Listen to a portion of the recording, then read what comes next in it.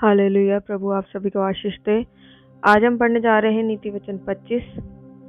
सुलेमान के नीति वचन ये भी हैं जिन्हें यहूदा के राजा हिजकिय्याह ने के जनों ने नकल की थी।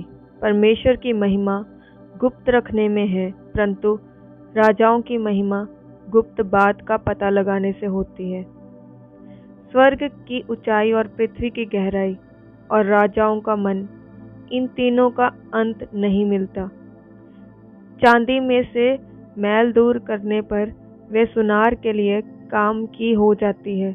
राजा के सामने से दुष्ट को निकाल देने पर उसकी गद्दी धर्म के कारण स्थिर होगी। राजा के सामने अपनी बढ़ाई ना करना और बड़े लोगों के स्थान में खड़ा ना होना, क्योंकि जिस प्रधान का तूने दर्शन किया हो उसके सामने तेरा अपमान ना हो, वरन तुझसे ये कहा जाए आगे बढ़कर विराज। झगड़ा करने में जल्दी ना करना, नहीं तो अंत में जब तेरा पड़ोसी तेरा मुंह काला करे तब तू क्या कर सकेगा। अपने पड़ोसी के साथ वाद विवाद एकांत में करना और पराये का भेद ना खोलना। ऐसा न हो कि सुनने वाला तेरी भी निंदा करे और तेरी निंदा बनी रहे। जैसे चांदी की टोकरियों में सोने के सेब हो, वैसे ही ठीक समय पर कहा हुआ वचन होता है। जैसे सोने का नत्थ और कुंदन का जेवर अच्छा लगता है, वैसे ही मानने वाले के कान में बुद्धिमान की डांट भी अच्छी लगती है। जैसे कटनी के समय बर्फ की ठंड से, वैसे ही विश्वास योग्य दूध से भी भेजने वालों का जी ठंडा होता है। जैसे बादल और पवन बिना वृष्टि निर्लाभ होते हैं, वैसे ही झूठ मूठ दान देने वाले का बढ़ाई मारना होता है। धीरज धरने से न्यायी मनाया जाता है और कोमल वचन हड्डी को भी तोड़ डालता है।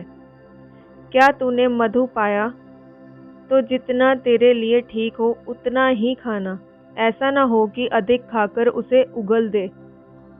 अपने पड़ोसी के घर में बराबर आने जाने से अपने पाँव को रोक। ऐसा ना हो कि वे खिन्न होकर घृणा करने लगे। जो किसी के विरुद्ध झूठी साक्षी देता है, वे मानो हथौड़ा और तलवार और पैना तीर है। विपत्ति के समय विश्वासघाती का भरोसा टूटे हुए दांत या उखड़े पांव के समान है। जैसे जाड़े के दिनों में किसी का वस्त्र उतारना या सज्जी पर सिरका डालना होता है, वैसे ही उदास मन वाले के सामने गीत गाना होता है। यदि तेरा बैरी भूखा हो तो उसको रोटी खिलाना, और यदि वे प्यासा हो तो उसे पानी पिलाना, क्योंकि इस रीति तू उसके सिर पर अंगारे डालेगा और यहोवा तुझे इसका फल देगा। जैसा उत्तरी वायु वर्षा को लाती है, वैसे ही चुगली करने से मुख पर क्रोध छा जाता है।